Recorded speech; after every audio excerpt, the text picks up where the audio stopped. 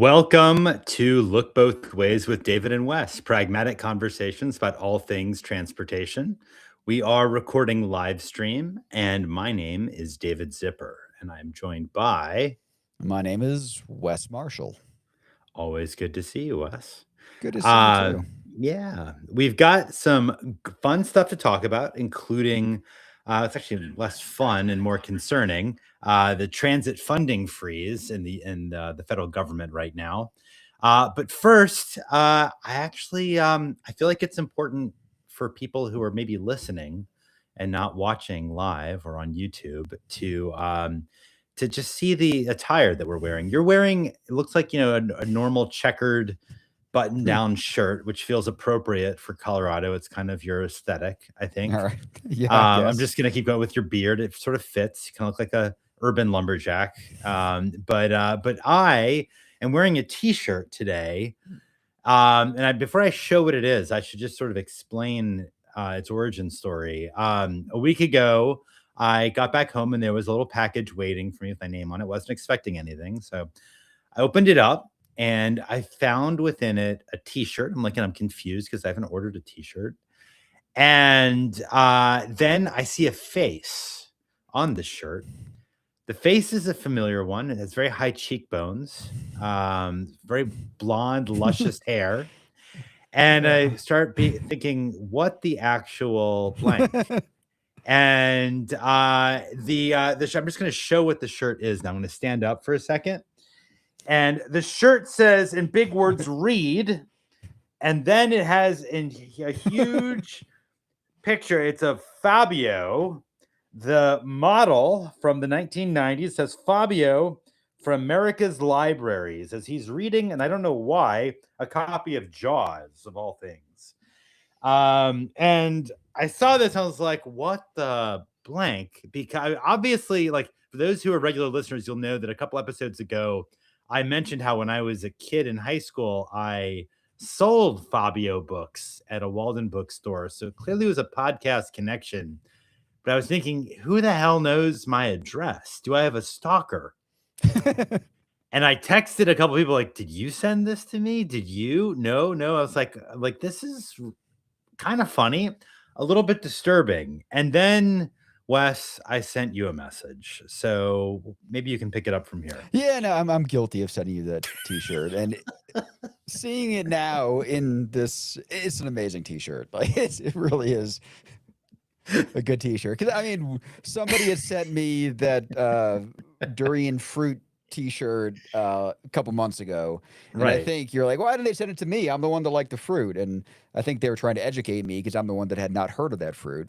So I got a So you're worried t-shirt. I felt left out. You I thought I was might feel. worried you felt a little Yeah. left out of the t-shirt Yeah. thing. So I thought, you know what, a Fabio one might be good. And I looked around for one that might be one that you might actually wear, and I was able to Oh find this yeah, one. I'm gonna wear this to business meetings. Fabio saying reading a copy It's of got a good Jaws. message, right? Yeah, no, I absolutely. And reading is important. We love libraries here on I Look Both I Ways. didn't know he had some sort of affiliation with America's Libraries, but I guess at some point he did. Apparently, maybe the shirt is 20 years old. I don't know. I no, in its defense, it was new. I had a tag on it and stuff like that. But I don't know. I was a little. I had a lot of feels when I found out it was you who sent it to me. Because on one side, I was sort of relieved that I don't have a stalker who like had gone found my address and whatever else. But on the other hand, I mean, it'd be kind of fun to have a stalker, someone who actually like was that excited about the podcast. So I don't know. Like I know some people have podcasts that get like random things in the mail from time to time, and maybe one day I'll get there. But for now, at least I have you, Wes, and I have You Fabio.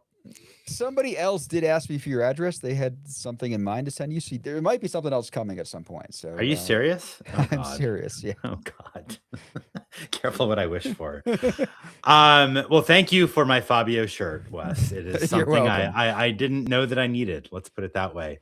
And meanwhile, I have a question for you, or just sort of something that I thought it popped up, and I was Fabio like, this related. feels no, but actually, it does relate to that same, maybe the same episode, like 2 episodes ago, where we had a lot of fun talking about why professional sports figures don't take transit and saying that they should. So you love the sports ball, as we always talk about. And I'm guessing you probably saw that LeBron James signed with the 76ers. Did you see Yeah, this? I did. Yeah. Did you see what his travel plans are? I think he's going to live in New York City and take a helicopter back and forth. Yeah. This is supposedly how he's planning to go to the Sixers games and practices. And what boggles my mind, do you realize like there's actually a precedent for this for 76ers players? Is there? That's Yeah, interesting. JJ Redick, who I think he coaches the Lakers, right? When he Yeah. played 10 years ago, he lived in Brooklyn. I did know that. I didn't know how he got back and forth, but because Not by helicopter, apparently. yeah, no, because he had little kids. They were already in school in Brooklyn. I do remember that story Oh, popping okay. up All right. Well, I mean, I guess at he'd that get a time. car potentially. But the one that was kind of fascinating to me, did you know, like famously, Wilt Chamberlain played for the 76ers? Yeah. Wilt the Stilt. Did you know he lived in New York during that time and operated a Harlem nightclub? I didn't know that specifically, but I am not surprised by that whatsoever. Like, given some of the stats that Will put out in his book, I think New York would be a better city for his 10,000 ladies number that he brags Oh, I thought it about. was even higher than that. Yeah, Wilt was quite the ladies' man. Nothing against Philly in that respect, but I think he had a bigger. New York just has more people, so Yeah. you're you know, what can I say? But what was interesting is I read an article about this, and apparently it's about $4,000 for a one-way helicopter flight from Manhattan to Philadelphia. So it's like less than $500,000 round trip for the games, but that assumes that he can actually get there every time when, there's issues around wind and issues about fog.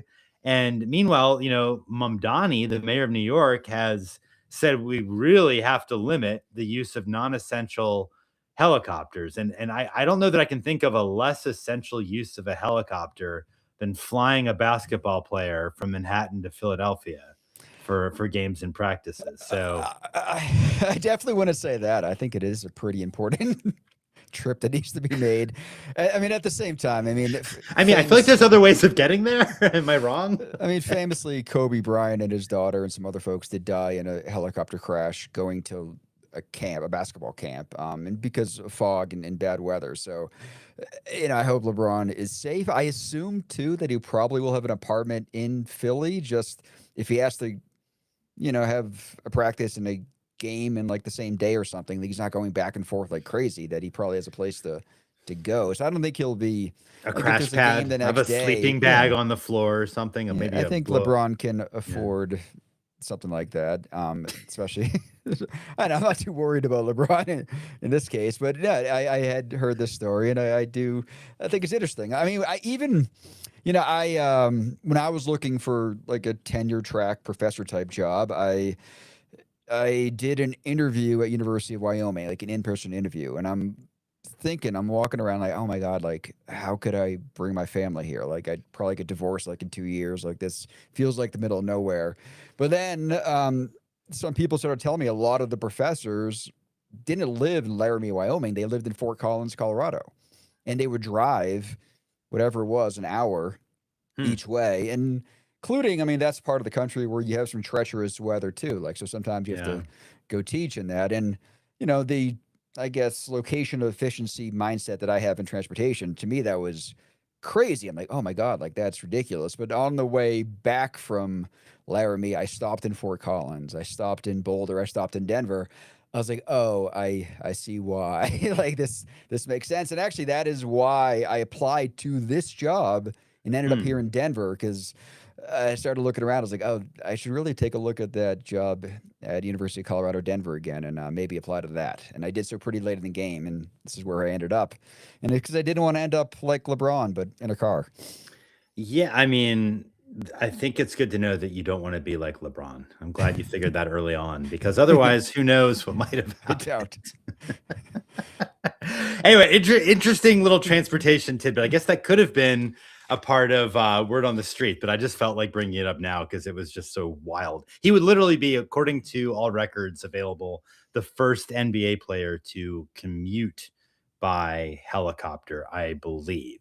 Although, wait a minute, no, at least between Philly and New York, it's possible. Did Kawhi Leonard do this from Kawhi Leonard. Kawhi, whatever his name is, Yeah, I think he has a house down near San San Diego. Diego? Because he went to San Diego State University and has a big place there. But he actually just got traded to Toronto, so who knows how. But with the Clipper, I don't know how he got between San Diego and the Clippers. I Well, thought that there might I don't think it's involve. uncommon for people with a lot of money in LA to take helicopters from place to place due to some of their traffic issues. And Yeah, maybe that's right. Maybe I should be more specific. I think I know that this is expected to be the first time Yeah. someone would do it in the big cities on the East Coast, because there aren't that many helicopter pads in New well, York. I think that was Yeah. the first time Kobe was in a helicopter. I think he took helicopters all the time to that sort of Yeah. thing. It was Yeah. pretty common.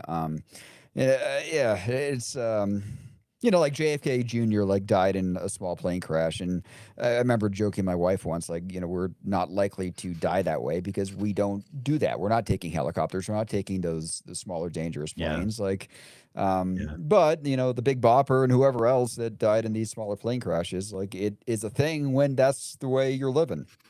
So the final message is, LeBron, be careful. Yeah, You're gonna do this. it is. You're an important guy. I'm not I respect LeBron a lot, but I'm not being a Celtics fan, I'm not a big LeBron fan at the same time, but I don't want to wish ill will upon him or his friends and families. I No, hope he's look, okay. like I think you and I would agree, we don't really need more helicopter commuters in this country or anywhere.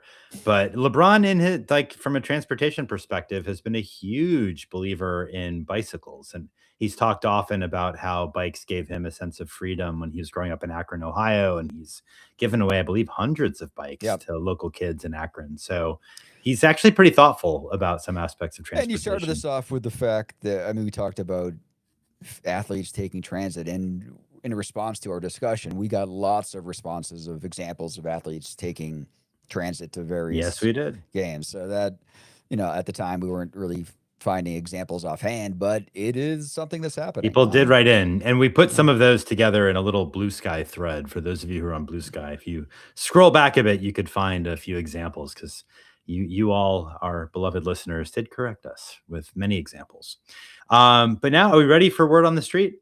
Yes. Let's do it. This is the part of the podcast where we discuss a transportation topic in the news. And this week, we're going to talk about what I think is a pretty big and important story that was broken by, for my money, one of the best journalists who knows a lot about transportation in the United States. That's Emily Badger at the New York Times. And Emily did a pretty deep dive investigation with a colleague who was more on the data analysis side. I think Emily was on the sort of investigatory side, basically showing that the Trump administration has frozen transit funding for capital projects pretty much completely since Trump came back into office. So for the focus of the story is on a program called Capital Investment Grants, or CIG, which really is how we get transit expansion projects in this country. The federal government pays 60 to 80% of the cost, with states and local governments putting in the remainder. And this is there's really no other way to do a major project other than CIG. And right now, basically there, for the last like 12 years, including Trump 1, about 8 projects would be officially greenlit for funding after they'd already been approved. But you basically have them in the system to be able to start allocating money.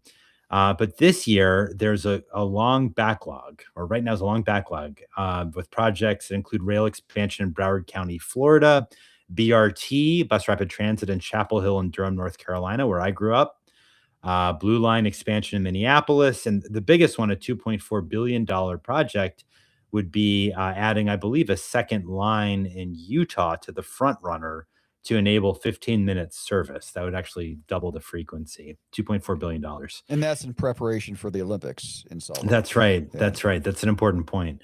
And so again, 8 projects per year in previous administrations that are greenlit, and so far under Trump 2, 20 months, 19 months, 0, not a single one. And without that approval, these projects can't begin. And if they can't begin, that means that all of the costs are going to rise due to inflation and land value and so forth and so on. It slows everything down. It obviously violates congressional intent.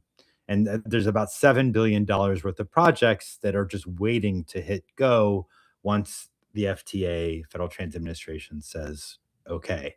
So I think this is a big deal. And Wes, I'm curious what you think. Well, first off, I feel like whenever I bring up some article or journalist, you're always like, "Oh, I'm friends with so and so." This is one of the few cases I can be like, "I'm friends with Emily Badger." So Well, I I've am known her too. It's not just you. So for a lot of years. Ah, all right, fine. How did you know Emily though? I don't actually know that. So when City Lab launched, she wrote like the first article with City Lab, and it was about my dissertation research. No kidding. What Yes. research was that? I didn't know this. It was the street network research. So, yes, you're safer in a cul-de-sac if you never leave your cul-de-sac, but the types of places that we build around those cul-de-sacs, like those were the cities that are killing like 2 to 3 times more people. Yeah. So yeah, it was that work, and it was like their most viewed article for like a year there for some reason. So That's great. since then, like we usually try to catch up at TRB every January and have coffee or something. So it's nice to see she's still doing good work. I'm not surprised. No, In she's this great. case, I don't know. Are people seriously surprised by this? Because I mean, this feels less like a plot twist and more like the part where they just do the thing that they said they were going to do.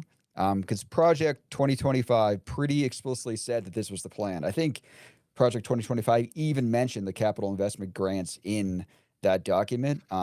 Yeah, it criticized them. That's right. Yeah, the interesting thing here is I think I'm starting to see some maybe lessons learned on their side. Like in the past, they would have held a press conference and be like, "We're killing transit projects," and they might have got sued, and then the transit funding gets reinstated. Like now, instead of doing that, they're just slowing down the final grant agreements. Like, are the projects formally dead? No, they're just stuck. Yeah.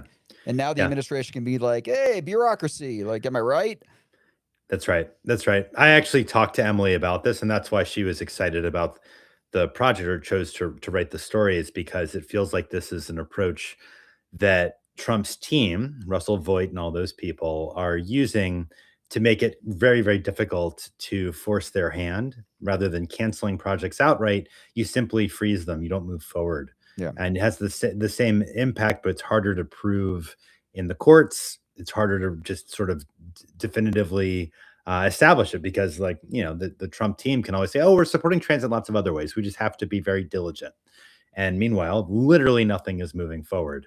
And what I find interesting too with it is, like the bulk of the money here, a third of the total amount that is being held up is in one of the reddest states in the country, in Utah, in Salt Lake City. So the loathing that the Trump administration has for transit apparently exceeds its passion for funding red states instead of blue. I guess they feel like they can't. They probably would be happy to make Utah happy as long as they don't have to give money to those, daggone blue states like like Minnesota or whatever. But you can't do both, so I guess they're just funding nothing, is by the look of it. Yeah, no, that's a good point. It is worth remembering this is not just a blue city or blue state issue. Like these projects are red states, swing states everywhere. And like to me, like what they're doing, like this is how you can kill transit without saying you're killing transit. But you also mentioned frozen and like frozen or being stuck. I mean, I think it's worth also mentioning that that's not neutral. Like when you're frozen, like costs will go up because these things will probably eventually get built, and like that irony is, because I think the argument against a lot of these projects that they're making is they're too expensive, like the cost, and the cost is only going to get driven higher by delaying them, especially given inflation. So they're shooting themselves in the foot a little bit because we'll need more money, and they're harming, like we said, not just blue states, like just harming a lot of people, and like people that are trying to get to work or wherever else. So I don't know, it's sad, but again, I'm just not surprised. Like this, I'm just surprised they're not bragging about it. No, well, I think they're getting savvier. Yeah. I don't think Trump is getting savvier. I think Trump doesn't have any idea of what's going on here, but he has some people like Voight who are savvy and realize if they just say nothing and do what they want, they have a better chance of success longer term. Obviously, this is a violation of congressional intent. Yeah. So this is bad. This is not what should be happening. It is inappropriate exercising of executive power in violation of legislative intent. But it's just hard to prove, and it's just one more. It's just every time you think that there's that there's a new. You're right. Like maybe we should be surprised. Every time you think there's like a bottom for what the Trump team will do with transportation, it seems to just keep getting worse. And we're about to talk about another Yeah. problem too along Yeah, those but lines. I do feel bad for these places because local governments spend years like following the Oh yeah. process, dotting the I's, crossing the T, like lining up local funding, like doing the environmental reviews, like getting ratings, like waiting their turn. And they get to the end, and it kind of now depends on whether the current administration likes transit or not. And that is a breakdown of the whole system, and it's sad. Yeah. Yeah. No, it is. It's sad. It's frustrating, and it's wrong, quite bluntly. And it's frankly, I was when the story broke, I was happy to see that it got some good traction. It seemed like people were really up in arms about it, and I'm hoping that a lot of people, including in red states, are complaining to their elected leaders about it in Congress because I think if anything can get this unstuck, it would be hearing from Republicans in the Senate and the House being like, "What the hell are you doing?" So it's a problem, and it's something that we should be aware of. And knock on wood, come January of next year, hopefully we'll be able to be a little bit. We'll grow a spine in the legislative body, shall we say? Dare to uh, dream. yeah, that sounds nice, but it's hard to put my eggs in that basket. Well, TBD. We'll be doing a lot more podcasts between now and then, so we shall see. All right, let's move on to Roundabout. This is the part of the podcast where Wes and I each pick a topic that we think is worth talking about. And this episode, we're both going to be talking about biking and threats to biking, which come from a couple different places. And I think we're sticking with the federal government at first, Wes, because you want to talk about something that's up in Washington with biking, right? Yeah, so I want to talk about something that is kind of weird, kind of small, but maybe not small at all. And that's why I want to talk about it. So, FHWA, Federal Highway, has this website called Proven Safety Countermeasures, which is supposed to be one of the clearest federal resources for like things that we know, so interventions we can do that can reduce injuries and deaths on our roadways. And like I remember when they put this together, like in I think 2021, like they were digging through the research to try to find stuff that the research actually supports. So like, this stuff is supposed to be for real. And the website used to say a few weeks ago that there were 28 proven safety countermeasures and strategies, but one day a few weeks ago there were only 23 items left remaining in that list. The 5 that seem to have disappeared were not random. Bicycling basically disappeared as a mode entirely. So bike lanes, any other bike related treatment, no longer on the list. Road diets gone. Speed safety cameras gone. Variable speed limits also appear to be gone. So we're talking about some of the basic tools that cities use to slow down cars, to reduce conflicts, to make streets safer for people, and especially for people outside of vehicles. FHA still had the number 28 up there when I first saw it. They fixed that, so they cleaned that up. And they don't even have any number listed anymore, but that doesn't really speak to the bigger question. So I guess my question for you, David, is does this even matter? Because as far as I can tell, like these countermeasures are not any less proven today than they were before. Like the evidence didn't change. So what changed is whether FHWA is choosing to name them on a website. Yeah, certainly the science has not changed. In fact, that's exactly the point that NACTO, the National Association of City Transportation Officials, made a few days ago when they put out a release. This is the Association of City DOTs, effectively nationwide, and said, look, FHWA may have removed from its website these 5 countermeasures, but the science hasn't changed. We've saved them, and we're happy to share with you information here about how you can save lives through them. So the science has clearly not changed. And by the way, USDOT kind of can't get out of its own way with this stuff. Like I just wrote an article today as we're recording this about speed safety cameras and noted that that it was sort of erased from this list that you're referring to from FHWA. But Wes, you're probably familiar with countermeasures that work, the other Yep. document that NHTSA has. Well, speed safety cameras are listed there as one of the most effective countermeasures for reducing speed-based crashing. So it's still there last I checked, as of a few days ago. So you still have USDOT contradicting itself by removing speed safety cameras from one place, but leaving it in its sort of baseline document in another. So does this matter? Your question? I'd say kind of, because in a lot of places you have local engineers and cities that cite what USDOT has online to justify its suggestions. So that does matter, but there's also a bit of a Streisand effect here, where the fact that these countermeasures were removed from the website has created a flurry of media attention, including I think NPR, National Public Radio, covered it. So now probably people are more aware than they were before, I think, overall, that these things work. So I don't know how it all plays out, but it's stupid no matter what. Well, now you've just alerted them to where else they need to look on their website to whitewash and They'll cleanse. find it eventually, probably. So But seriously. I was looking at that NPR article this morning. So they reached out to the USDOT, and let me read you some of the quotes that the Oh USDOT God. said in response to this. So the DOT is, quote, taking action to reverse the last administration's policies that decrease lane capacity and increase congestion. Drivers paying taxes and vehicle fees expect their dollars to be reinvested in our roads, not social initiatives that burden their commutes. Under Secretary Duffy, the department is getting back to basics and putting safety first. Yeah, really putting safety first by That last part of his quote there is like, we're putting safety first by taking away things that we know make our streets safer. Yeah, we're putting safety first by trying to help cars go faster, is what it sounds like. It makes no sense whatsoever. Like, I mean, you're the traffic engineer, Wes.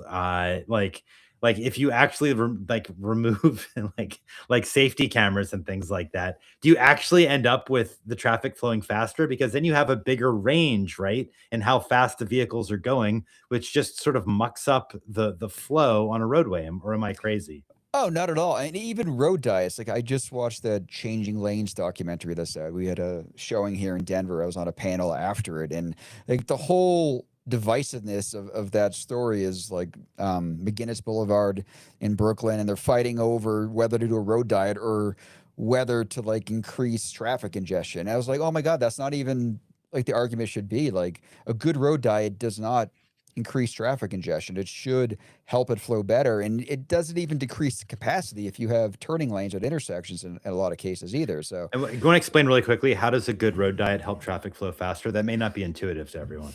well, if you have like a 4-lane road, 2 lanes in each direction, and you have like cars trying to take a left off of a road like that, you have other cars backing up behind them. Like when you have a road diet, you only have one lane of through traffic in each direction, but you'll have turning lanes at intersections. You'll have like left turn pockets where cars can pull into before taking the left turn, and the overall flow ends up being about the same. You can still get as many cars through that, but they're doing so at a slower speed, and they're doing so more efficiently. So like that argument is kind of a red herring a lot of times, just to give people something to fight about. And like the reality is so not what the arguments are usually about. Yeah. Yeah. No, I think that makes a lot of sense. Yeah, and So in this case too, they're taking funding away from bike lanes and stuff like that as well. and There speed was safety cameras too. That's just yeah. one that's top of mind to me as well. No, It's because there was a tweet that Sean Duffy put out. When was that? A few weeks ago, where like he said that they're redirecting $1.73 billion in the DOT grants away from Biden era DEI pet projects. He starts it off with, he said, remember when Biden, and he wrote, boot edge edge, use your money for DEI bike lanes and climate change, question mark. That's over. yeah, which let everybody wonder what the hell is a DEI bike lane, and I have no answer because it doesn't make any sense. It doesn't make Makes any no sense. Yeah, No. so like they're taking away funding not just from transit, but from things that should make us safer. Yeah. And transit is on that list too. Like transit is a proven safety countermeasure, even though it's not something that is usually talked about as something that helps safety. But every city that has more people using transit is safer for everybody. Yep. Yep. I think that's it. That's a point that needs to be talked about a whole lot more. Like on a per passenger mile basis, you are literally talking about orders of magnitude difference in safety for those who are on a bus or a train versus those who are in a car, including a giant SUV. It's still Well, better to be in transit. but here's the thing that we're going to end up in a position where probably the safety numbers for this year are going to look better. Not because of any of the stuff they're doing in this front, but because gas prices are so high. Hmm. Hmm. Like we're gonna end up with probably a good year in general because gas prices are so high and people are driving a lot less. And they're gonna shout from the rooftops that they solve safety because of they got rid of bike lanes Oh, and transit. I mean that's a pretty like you get no bonus points from me for that prediction because they're already doing it, Wes. Did you Thanks, see man. that? Yeah, sorry, dude. Try harder. But I did you did see not. they had an announcement like from excuse me, from NHTSA a few weeks ago congratulating themselves for the lowest what did they say? Like the lowest Oh yeah. the biggest decline in deaths per mile driven like on record or something like that. Well, first of all, that's the wrong metric. We should be looking at deaths per capita, not deaths per mile.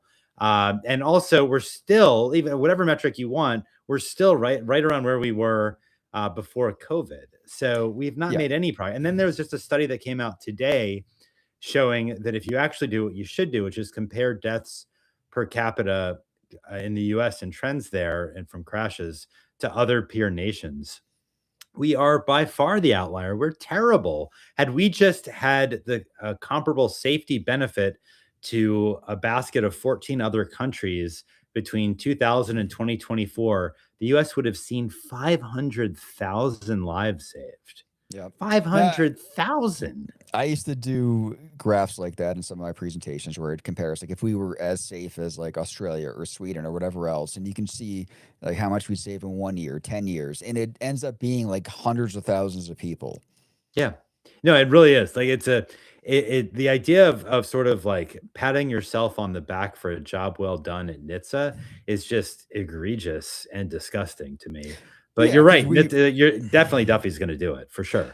by the way, I'm surprised that is a. You said that was like a published paper because I always did that as kind of back of the envelope calculations I would throw in a presentation. I never It thought to try to was publish it as a paper. it was a published paper by I realized after I'd shared it online, it was by I think it was a data scientist, not an academic, and it was not in one of the absolute top tier journals. But whatever, the finding is what the finding is, and I think Yeah. it's important to get the message out there. No, I was doing graphs like that back with like my dissertation work in like 2007. So Yeah, I mean it's important to know, right? It's important no, to keep in mind. it's a useful context, and because you can also pick, it's one thing to pick countries like Sweden, but it's another thing to do with like Canada, right? Oh, yeah. You Yeah, can do yeah. the same thing, and you're like, what? Like, if we were as safe as Canada, we'd save all these people. Yeah. And I think a lot of Americans like that is what strikes them more than some of those like European, Yeah, no, I Scandinavian love countries. I was just in Canada a few weeks ago. Like today, I wrote a story about what happened in Ontario when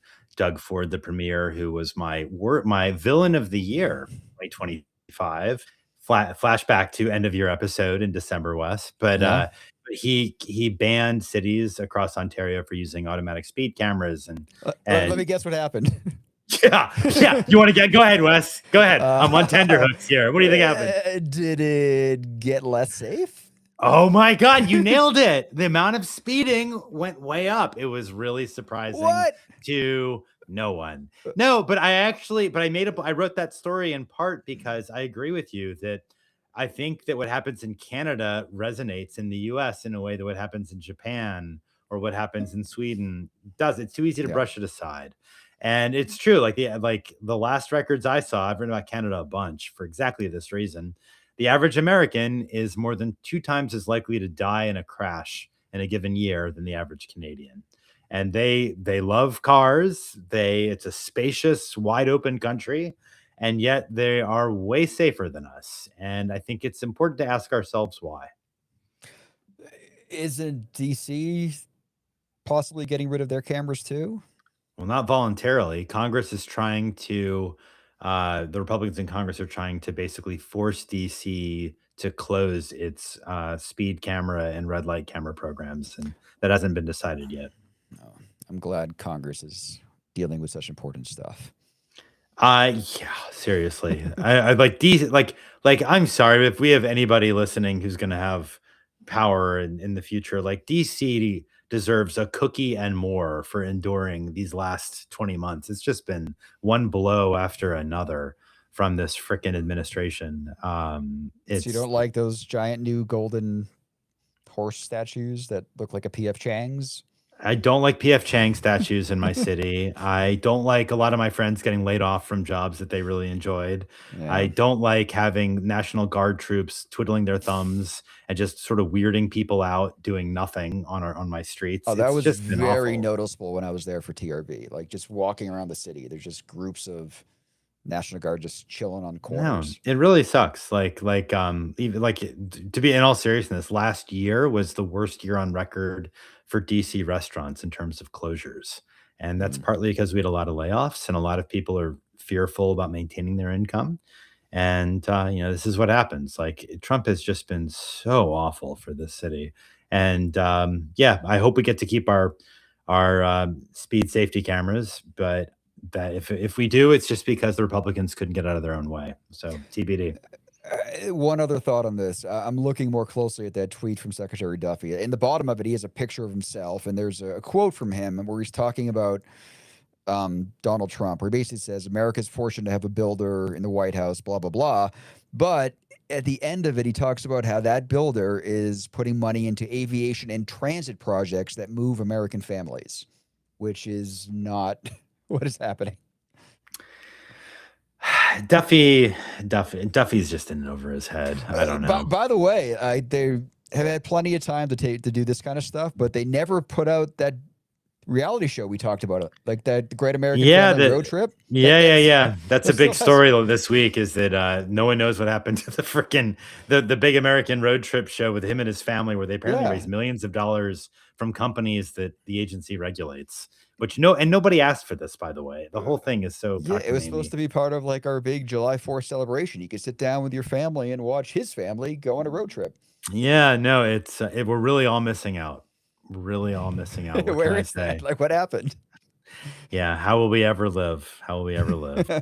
All right, maybe I've got a roundabout topic as well that touches on bike lanes too. Because we talked about how the federal government is a threat to bike lanes. Well, another threat potentially are robotaxis. So in DC, actually, we have a big controversy now about the future of robotaxis. We had a big hearing a couple weeks ago that made national news because Waymo is chomping at the bit to deploy here, and some of the other companies want to come as well. While a lot of people, myself included, are like, "What's the hurry?" I'm not sure this is a good thing or a necessary thing. But in the course of like marathon hearing about robotaxis in DC, there was a topic came up like, well, what about Waymo blocking bike lanes when it does pickups and drop off in other cities, particularly in San Francisco? And there's a bit of a back and forth, and then a comms person for Waymo tweeted saying, "Oh, well, San Francisco residents will say we don't really do that. We go around the block to do pickups and drop offs because we don't want to intervene in a bike lane." And so I actually was working on a story at that point about robo taxis and bike lanes. So I got a hold of Christopher White, who leads SF Bikes. Do you know him? That's like the big bike advocacy group in San Francisco. I know of it. Yeah. Yeah, and he was like, "Yeah, that's not true at all. They block bike lanes all the time. The Waymos are blocking the bike lanes all the time. It's a huge issue." So I think this is actually an interesting point because, and I wrote a whole article sort of exploring this issue of Waymos and robotaxis writ large, but at this point, mostly Waymos that are doing pickups and drop offs in bike lanes, which is objectively illegal in California and in some, but not all other places. It's interesting because this is all voluntary, right? Like it's not like Waymo says, "Oh, we have to violate traffic laws sometimes to be safe." Like if there's a moving van blocking a street, well, sure, you go around it, you go across a double yellow because there's no other way. You have no alternative. You have to go forward. But blocking a bike lane to do a pickup or drop off is voluntary. like you can always or almost always do a pickup or drop off like a block further away. It's a mild inconvenience to the passenger, but it's safer. It's all about a matter of programming and choice by the company. So I find this to be an interesting tension because obviously lots of human drivers and ride hail drivers block bike lanes constantly. But it's not obvious at all, I would say, that the robotaxi companies are that much of better civic actors here. So I'll throw it over to you, Wes. What do you think of this little tension? All right, so I guess my take is that there are two things going on here. Like first, Waymo literally programmed their vehicles to do this. Yep. Like maybe not in the Yep. cartoon villain sense, is like where they're not saying go block the bike lane, but in the sense that they program them to allow this, to facilitate this. It's an acceptable place to stop under some conditions in the way that they program these vehicles. The second thing I say is that part of the blame should be on us because we built bike lanes where not only is this possible, but it's easy and it's oftentimes is the best place for them to stop. So if all that separates a bike lane from a robotaxi is some paint, then we shouldn't be shocked when the robotaxis treat that paint like a suggestion and just pull into it. Yeah. Yeah. That actually, you basically are leading into what I think is the actual solution here. It's certainly not expecting robotaxis to solve this on their own. They're not going to. Waymo is not going to voluntarily adopt practices that make the ridership experience inferior to its main competitors, which are taxis and ride hail. But shouldn't Um, they? Like, shouldn't we be holding Waymo to a higher standard than the Uber and Lyft drivers? I mean, because they've well, had all these claims on safety, right. and Well, all, right? I feel like we have to hold them to a higher standard. We can't well, I just say, think that's "Hey, a Uber and Lyft yeah, does it yeah. too." Well, that's a legitimate point. I got into that in the article I did with Driverless Digest for the guest article, Yeah. because it's true. Like Waymo sort of set itself up for this by constantly banging the drum of safety, and it turns out that safety is about more than crashes. It's about predictable um, and law abiding behavior. And that's a little bit more nuanced. And Waymo doesn't really want to have that conversation in the same way. So you're right. I think that it's fair to criticize Waymo, but Waymo's not going to fix this on its own. I don't think. I think the fix you already were going straight Yeah. there is to harden bike lanes, actually make them protected so you can't actually pull over into them. And potentially, we talked about this a few episodes ago, adopt automatic enforcement so that vehicles that block a bike lane you're going to get a fine of $100. I think we'll very quickly see behavior change among robo taxis as well as human driven cars because they don't want to spend the money. That's the way to deal with it, I really think. Yeah, no, those two things make sense. And I would add a third to the list, like better curb management. So part of that might be Yeah, yeah, pricing parking in a way. There is always an empty yeah, spot on most blocks. In a place like San Francisco where they've tried SF Park and they've tried to do the Shoop thinking in terms of pricing and trying to make sure there's always a space or two free. Like that could be part of the solution too, where hardening the bike lanes might solve most of it, but it could just move the problem somewhere else too. And having that and the cameras and better curb management, like that is gonna, I think, solve the problem to a much better extent than we are doing it now. yeah. I think that's right. I mean, taking a sort of step back, we've talked about how the federal government is sort of turning against bike lanes right now. Hopefully that changes, but for the next couple of years, we're probably stuck with that. Um, and robo taxis are potentially putting bike lanes under additional pressures as well. I really do think that this comes down to what cities are willing to do to protect people cycling because there's not going to be like a knight in shining armor coming to save the day. I don't think there is. Yeah, I mean, to some extent, I'd also say like the reason all this is happening is because cities have been doing a lot of amazing things over the last 10, 15 years, like with bike Mhm. lanes and stuff like that. So success has led to this, at least partially. I mean, so maybe we need to take a lesson from them and maybe not brag about our successes as much. Uh, Well, Well, I mean, there is something here about like, 2 steps forward, 1 step back. We've yeah, talked about that before on the and podcast. hopefully we're Like, not going to take 3 steps back in this case, between everything that's happening. yeah, I actually I'm relatively optimistic we're not going to take 3 steps back. I think that I want to give credit to bike share systems because I think that they've become they've sort of democratized cycling in so many cities that Yeah, I think a lot of people feel like they've got some skin in the game with cycling infrastructure in a way that wasn't the case 15, 20 years ago. So that's a good point. I believe. Do we have time for a mailbag question? Maybe, Yeah, do you think? yeah, I think perfect This amount of is time. we always love getting questions from our listeners and viewers. So if you've got questions, you can always send them to us at lookbothwayspodcast.com. Easy to reach us through that.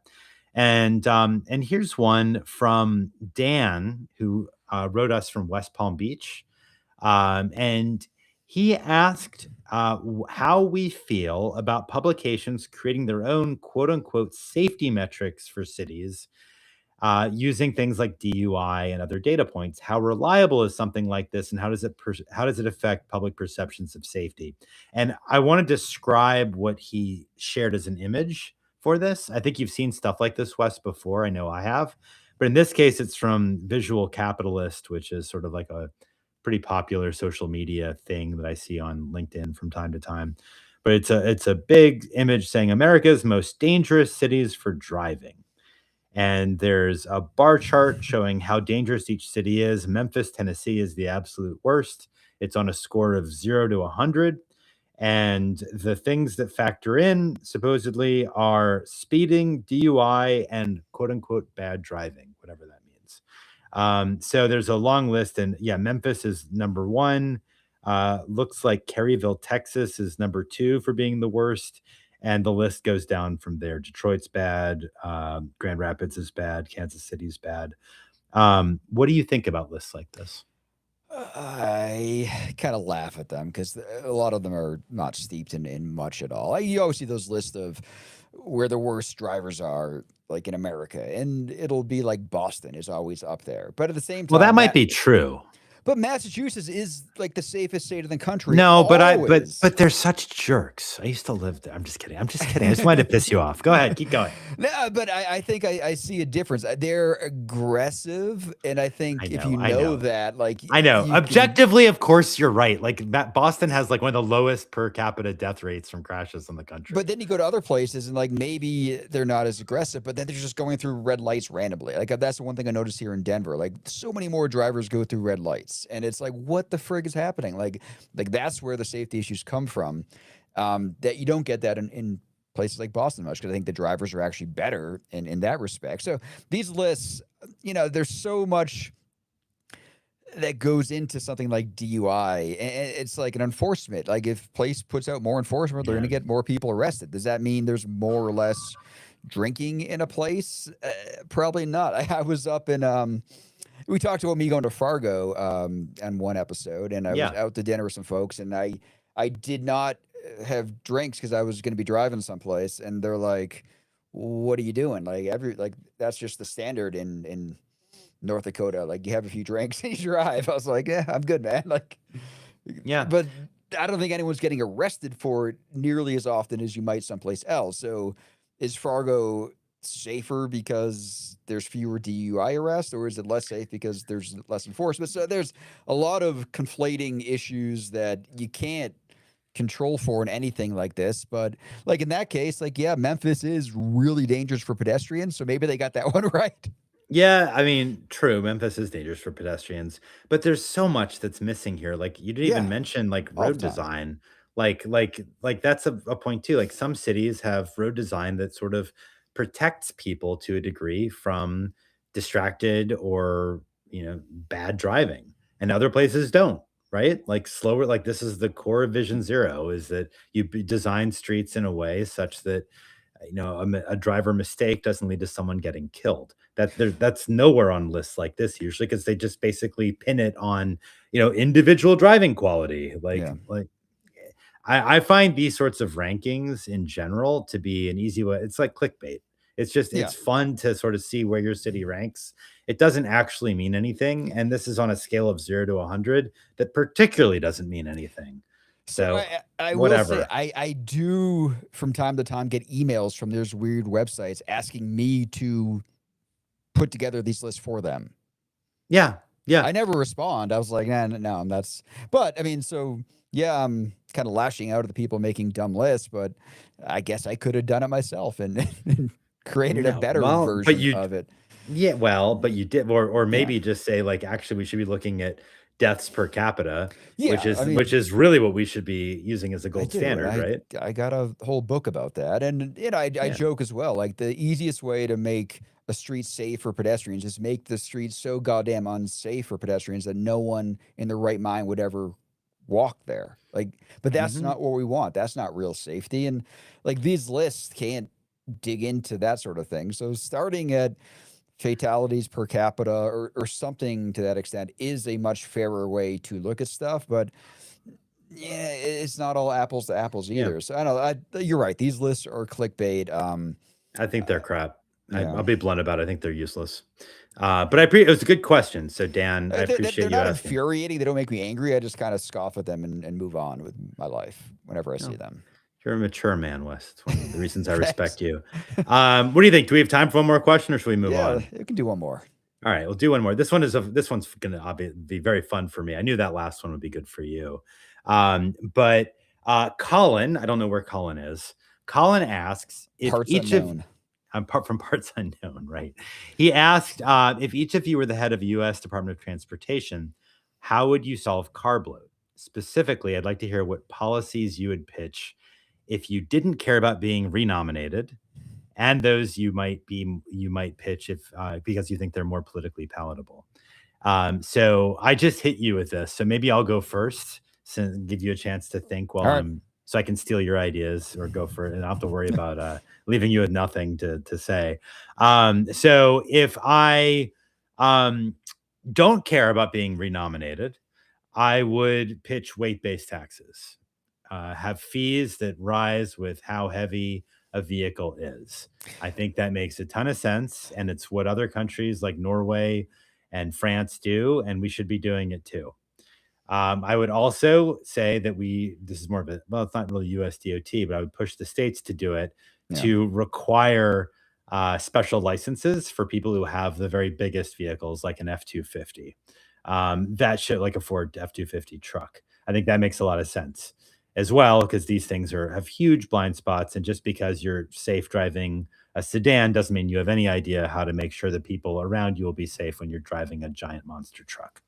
And then if I did care about being reelected at USDOT, or be renominated, I should say, then the things I think are more politically palatable, I would legalize faster mini cars like they are in Japan, East Asia, and in Europe, because we just don't allow them the way that those parts of the world do.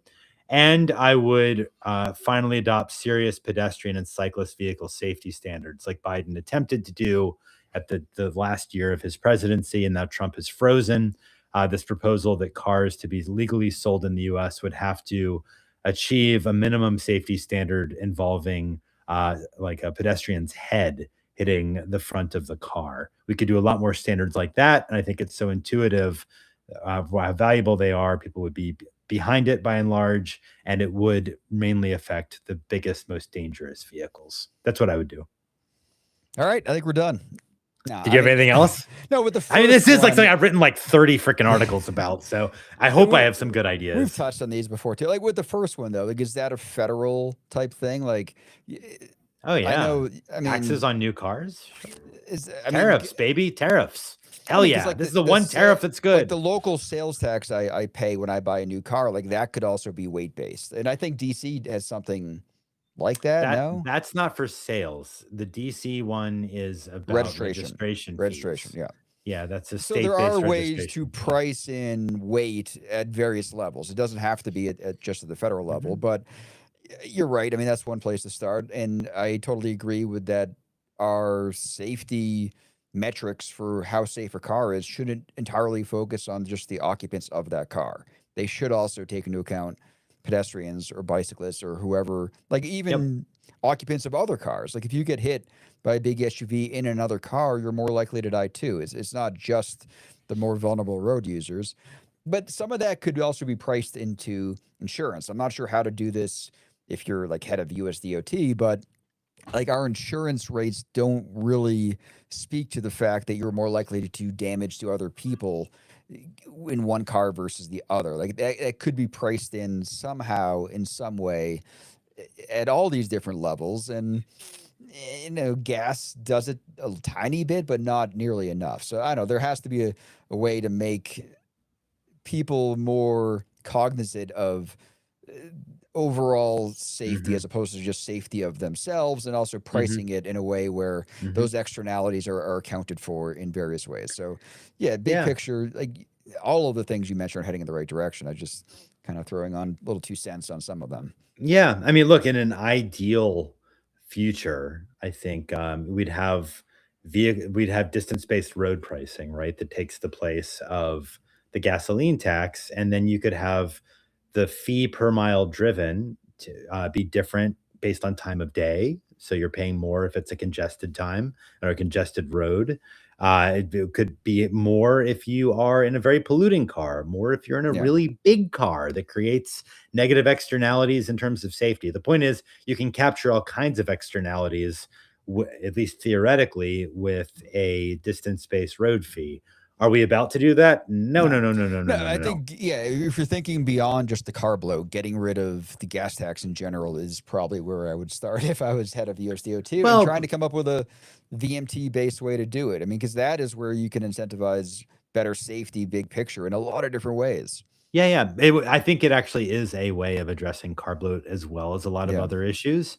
It's just, first of all, it's a long way away, and second of all, it's not specifically a carb load tactic. I would say it's really sort of a general improvement to transportation financing.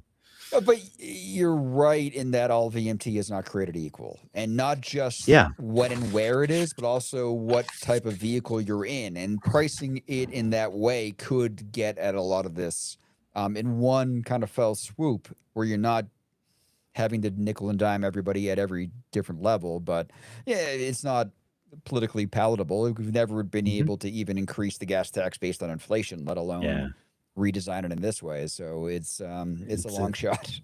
Yeah, this is not gonna happen overnight, but No. it's important to keep in mind, and look, if you're listening to this podcast, we consider you guys and gals to be the tip of the spear, putting these ideas out there in front of people, so let's expand that Overton window, what can I say? Yeah. Um, and I think that brings us to, rail drinks, where we have a little toast because it's happy hour time where you are, Wes, more dinner time where I am, but, I have a little bit. I've gotta give me a second to pour my beverage this time for Okay. rail drinks. Do you have yours all ready to go? I do. I want to crack it open here. And you did mention that Fabio is reading Jaws. I did. And the beer I have, Narragansett, so Gansett Lager. It's a Rhode Island staple. For those that are from New England, this is kind of like the Coors Light of that region. And I got a special box of these using, it's like the 1975 limited can edition, and the cover of the box has Jaws. It's like the Jaws edition of the Narragansett Lager. So that's what I have today. But Jaws took place in Long Island, didn't it? Not didn't it? No, it's like more like Martha's Vineyard. Oh, is But that right? Oh, maybe I'm Jaws, mistaken. Okay. the same year that Jaws came out, is 1975, is the same year that I guess Narragansett Lager started, and this is the can they Mm, had at that time. So it's a summer drink in New England, and I drink it here as well. But Narragansett Lager, that's what I got today. nice. Well, I respect it, and I, on the other hand, have, I was in South Italy earlier this summer, with my wife, and I'm realizing how douchey I sound as I say that. But, too late, it's already out. Yeah, I know you're not gonna cut this out of the podcast, so I'm just gonna plow forward and Keep pretend going, man. nothing's wrong. Just keep going. That's right, his motto for life, keep Yeah. going, just keep going. But, we were in, Puglia, like the heel of Italy, like, where All right. Bari and Brindisi are, and that is where it's home to I don't, I'm not a huge wine guy, but ever since, like, I did a wine tasting when I was in my mid-20s, I've liked Primitivo. Do you know Primitivo? It's No, like I'm not a a wine it's guy. a red you're not a wine guy, it's a red grape. It's Nah, sort of good earthy and just delicious. at some And, point in my life, I decided that I like beer and whiskey much better than wine, so why bother with it? So I've kind of just stopped drinking it. yeah, I'm not really, as I think people who listen regularly can tell, like, you're usually drinking beer and whiskey, and that's that. I sort of I jump Yes, here and you have there. a much big range of drinks in your arsenal. Yeah, I'm multi-talented in my drinking. But I used to be more in that vein of like open to anything, but I feel like at some point I'm like, I'm too old for that crap. I drinking don't want to like drink that. drinking like imagine you drink like peach schnapps and Malibu and God knows what. But No, it might be just weird. Like, you know, you go to some Chinese restaurant with a giant fishbowl of some glow in the dark blue drink. You're like, what even is this? And yeah, at one point in my life, I didn't really care. Now I'm like, no, I'm good. Like, I'd rather just get something I else. respect that. But Primitivo is the kind of wine that I really like. So I had a bottle that we just opened last night that we brought back from Italy, and I thought, you know what, I'm gonna have a glass of it when I'm done with this podcast with Wes. So All that's what I'm doing. That's a good choice. On that note, cheers, Wes. Cheers. So, this brings us to the end of yet another episode. Exciting stuff. Our next live stream will be in exactly 2 weeks at 6 p.m. Eastern on Tuesday, August 18th. Everyone is welcome to join us live. Of course, there'll be an audio, as always, soon afterwards. And if you're hungry for more, I think, what is this? Is this episode 27? 27 plus a couple bonus episodes in there. So, yeah. Wow. So if you cannot get enough of actually the Wes and me, season 2, kind of, because last season time 2 was our if we do it in terms of seasons, I don't know. Fine. It's season 2 if you want it to be season 2. This is year 2. Oh, it's year 2. That's true. Year 2. But if you want to get caught up, all of our episodes are available for free at lookbothwayspodcast.com. You can also email us there. We love hearing from you, our listeners. And if you enjoy the podcast, please tell a friend about it. And with that, see you, Wes, in a couple weeks. All right. Good to see you.